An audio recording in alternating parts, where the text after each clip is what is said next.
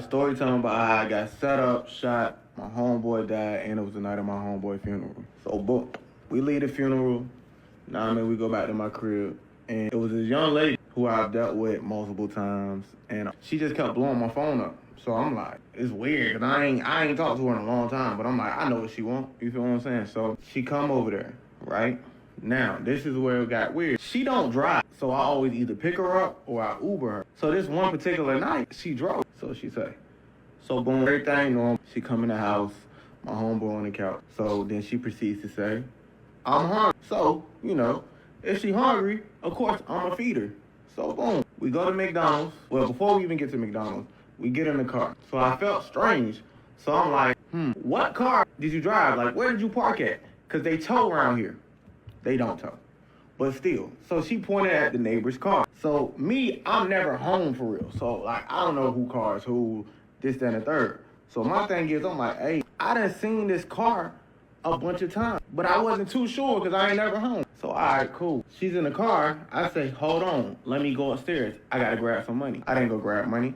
I went and switched my gun to a bigger gun. Boom, red flag. When I knew I had to switch the gun, I should have been like, all right, shorty, you gotta go. So boom. Yeah, you should have said she got to go, because I never really understand. If you know the situation and spot the situation, why even go into it? Nah, I'm not hungry no more. Like you wanted it to happen. I go upstairs, switch my gun, come back to the car. Story time about how I got set up, shot, my homeboy died, and it was the same night as my other homeboy funeral. So boom, I switch the gun, we get in the car. She just texting. So I'm like, she texting a lot, but it's like, I noticed it like every time we go to like a stop sign, a light, she sent a text. So it's like, all right, it's the whole time what she doing is, she letting us know you know what I mean? Letting us know where we at, type shit. So boom, we get back to the crib. So where I was staying at, you gotta go upstairs, then you gotta go to the door. One of those complexes. So we get out the car. I'm looking around, cause I'm like, all right, something ain't right, cool. So my mind like, man, shoot this. But maybe I'm just paranoid, you feel what I'm saying? So I get upstairs and walking up the steps. I heard, yeah, you know what it is. So boom. I'm thinking like, it's my homeboy that's in the house. I'm thinking he joking. So cool. I heard, you think I'm playing? So I said, ooh. I turn around. Boom. It's 4 niggas, gun up, right? So I'm like, cool. Shit real. So I say, damn, y'all got me. I look, buddies ain't had no mask on, like a dumbass. So I'm like, all right, cool. I got a Drake. That's a big gun. So it's 4 of them. So I'm like, all right, not 2 of these niggas, but the other 2 gonna find me the fuck up. So boom, they like, hey, where the money at? So my homeboy in the house, I'm like, damn, I know this nigga in the house. So cool, this is the bad part. My homeboy was a heavy set nigga, so he had this, like, whatever you call it, narcolepsy, where you could just go to sleep at any time. He in the house, sleep on the couch. So boom, I'm like, I ain't got nothing. I'm trying to yell, thinking like, all right, buddy gonna hear me. And I mean, come help me type shit. So boom, the moment I turn around, I'm like, damn, y'all got me. She says, raises her hand. Them niggas split like the Red Sea. And she walked right on down, and I ain't see her no more. So boom, they like, oh, don't tell me I didn't come here for nothing. I ain't coming for nothing. So I'm like, bro, ain't nothing here, bro, ain't nothing here. And I'm just being louder and louder and louder, thinking my homeboy gonna hear me. So boom, next thing I know, I heard. To think that, because no disrespect, if that's how y'all living, that's how y'all living, but don't expect me to jump because what? You mean? No, my life is mine, and to throw it away, it'll be my choice, not yours. So if you expect somebody like me to come save you, I'm not gonna save you. I want to know why the hell you went down on you when you, like you said, you don't get money. And if boy got narcolepsy or whatever it is, you screaming ain't gonna wake him up. Boom, boom. I'm standing up. I'm like, what the story time about how I got set up, shot, my homeboy died, and this was all the night. My other homeboys. Alright, so I heard boom, boom, boom, boom. I look around, I'm on the ground. So I couldn't feel none of my body.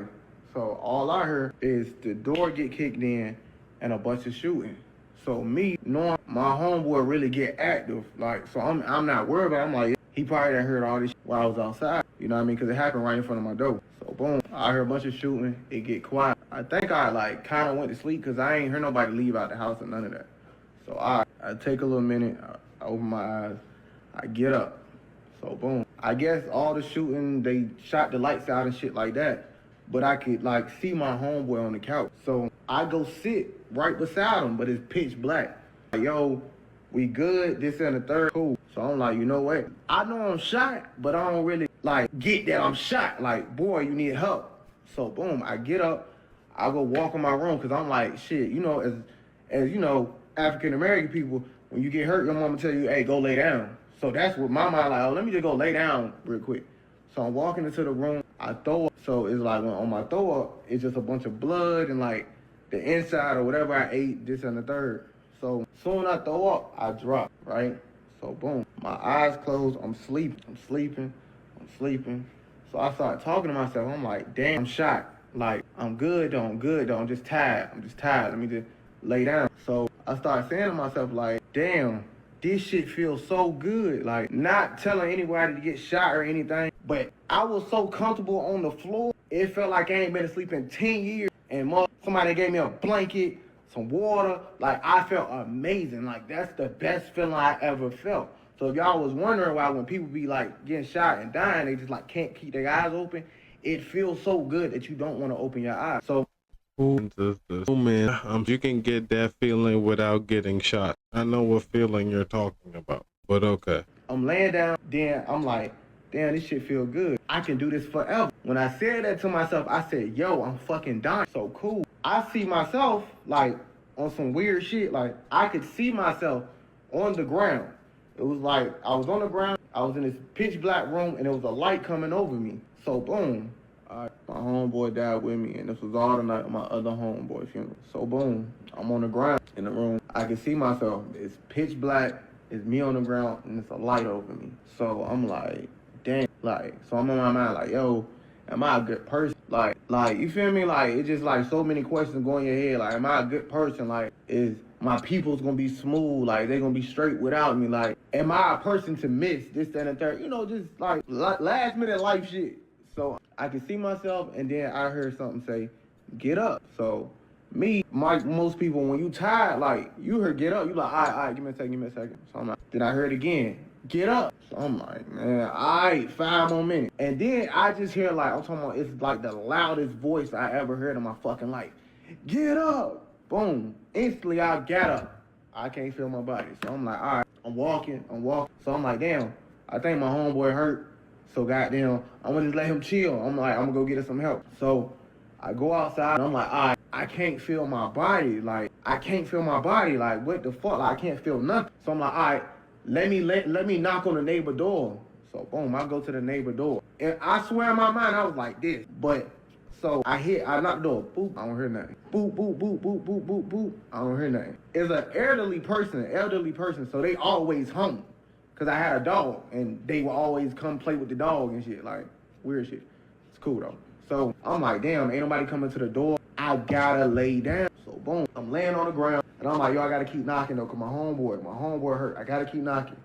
Doop, doop, doop, doop, doop. Then the more I knock, the weaker that motherfucking knock was getting. So it's like, boom, wait, boom. So I'm like, damn, I guess it's just how it go. Like, you feel me? Like, when you get money, like, you know what come with it. So it's like, damn, nah, I mean, this how it goes. So the only thing I'm thinking about, No, it's actually not how it goes. If we keeping it 100, you don't have to get money like that, and you don't have to be greasy about it.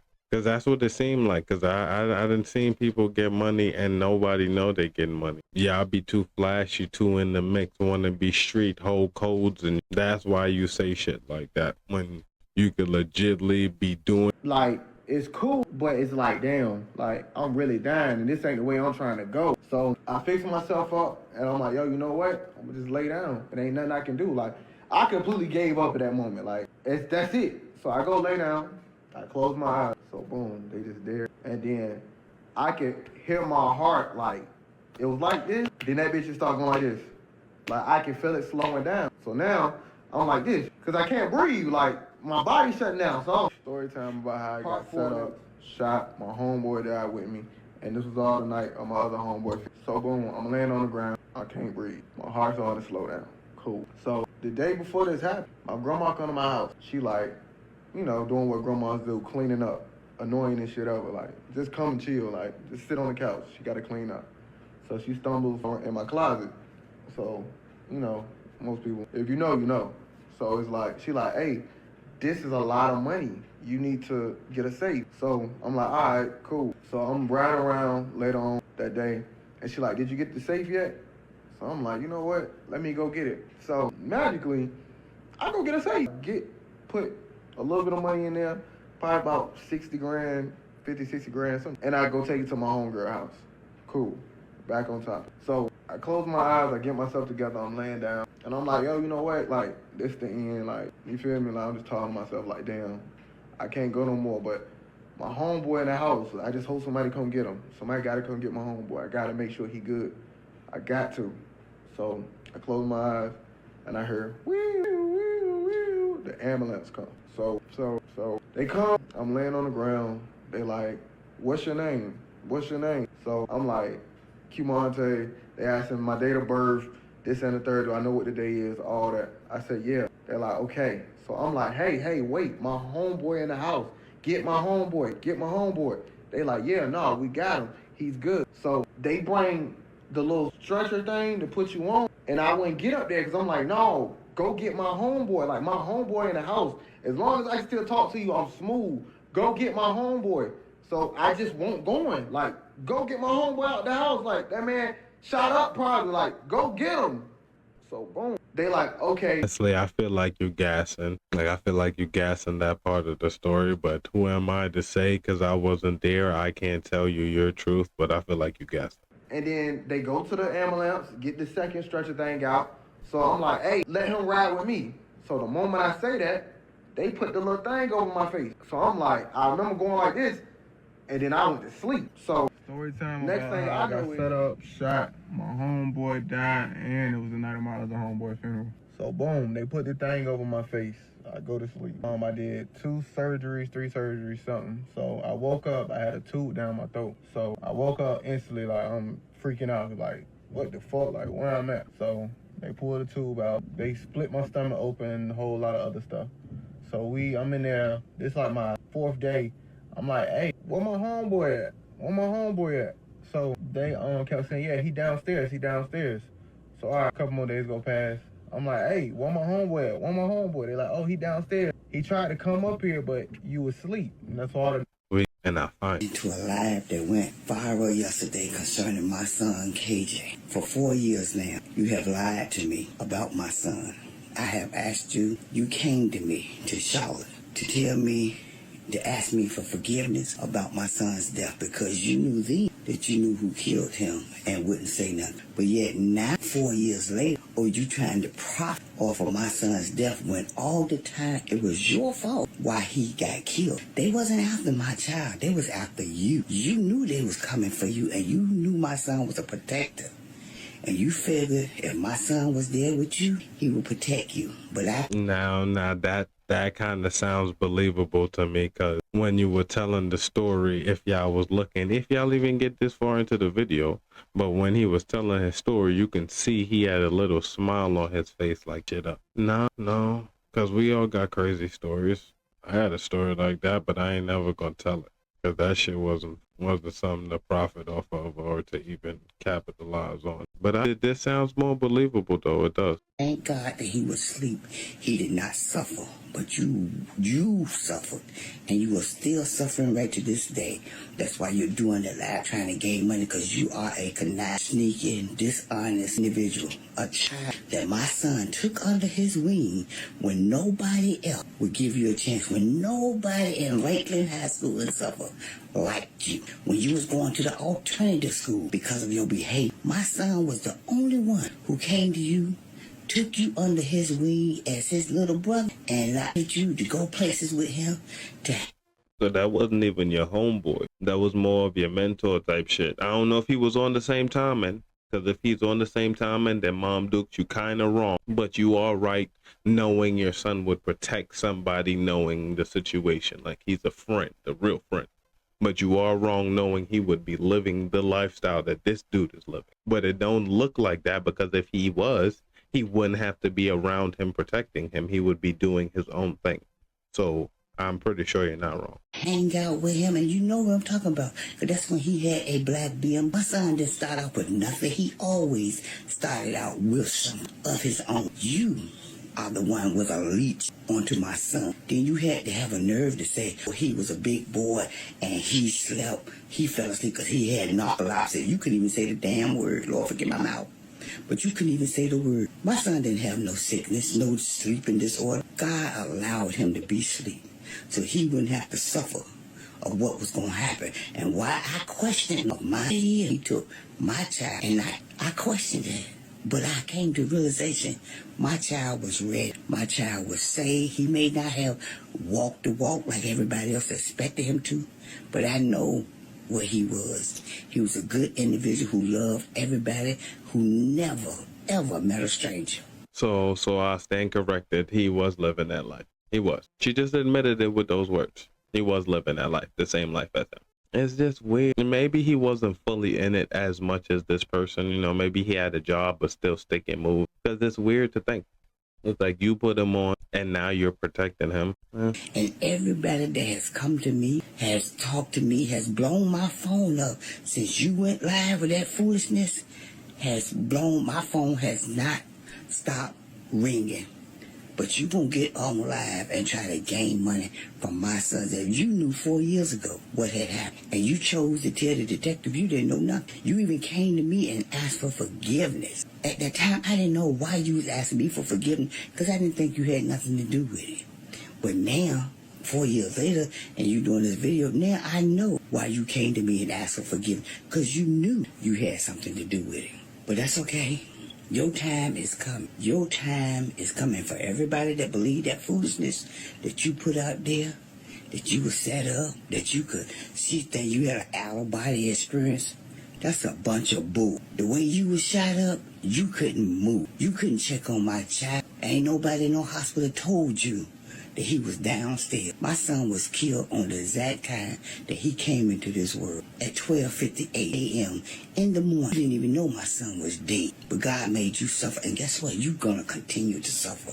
Because instead of doing right, you still trying to do wrong and connive and scheme and get over on people. You've made it. One time you had even told somebody my son was homeless. My son was never homeless. My son stayed right here and suffered with my mother. And then he came to Charlotte. And whenever he wanted to come to Charlotte, I talked to you 2 days prior to my son's death on the phone because he called me just to shoot the child with me and told me where he was at your house. I even spoke with you, and then you gonna lie to my face 4 years ago that you don't know what happened to my son, leaving me with unsolved solutions, trying to figure out what happened, who did what, why they did stuff to my son, why they killed my son. Somebody that everybody loved, that loved everybody and never met a stranger, was friendly and kind to everybody. But you, on the other hand, was conniving and sneaking, want nothing but a leap on everybody. It was because of KJ. You got up. You came up because of KJ. Not of nothing of your own. It was because of KJ and the people he knew and the connections he had here in Virginia and in Charlotte. But one thing about it, all KJ true friends came to my house every time he came to Charlotte. And guess what? You was never part of that because you was not his true friend. He tried to be friends with you. They tried to be friends with you, but they did not like you. And they still don't like you. So go on. Keep trying to build off my son's death. You trying to pull yourself up because of my son's death? Really? And for all the fools out there that believe that bull that you put out there? Y'all keep going, because all of y'all gonna be in the same basket together. My son was a good child, a loving child, a great child. He will always be missed. He had so many friends that always kept in contact with me ever since his death. But you call yourself a friend, or he was your homeboy? Not once since you came and lied in my face have you checked on me, or his brother, or his niece, whom he loved dearly. If you know anything about KJ, you knew he loved his niece Shania dearly. That was just like his baby sister and his niece all in one. But you not once checked on her, but you call yourself his homeboy. I was set up and my homeboy died. No, you knew what you was doing. You set your own self up with your mouth and bragging about all the conniving schemes you had did to people, and all that stuff came back at you. And you feel me? You had to be talking to her. You said you dealt with her a couple times on and off. It's like, it was more than a dealt with her situation, because how do they know that you have anything? If you don't say nothing, they won't know you have anything. For me, even if you in the streets, most of the time, if people are doing it the way they're supposed to be doing it, it's a in and out type of situation. You do what you do and get up out of there. Like, honestly, I ain't never, so I can't talk. It's like when I was young, the streets was the corner, sit there, wait for people to show up. Now it's more of a stick and move in your car type of shit, that at least the way it's looking to me. So how people knowing, seeing, being around, I don't know. Unless you tell them, you had to be telling. And the one person I could think about was that girl who lined you up. Even if you didn't tell her, she saw something because you was not being professional or not being what you were supposed to be. Try to be all, oh, I make money showing it to women and shit. I don't know. But I told y'all in the front that I ain't really believe half of what he was saying anyways. It's just crazy to think that I just scrolled down my feed. So tell me what y'all think in the comments.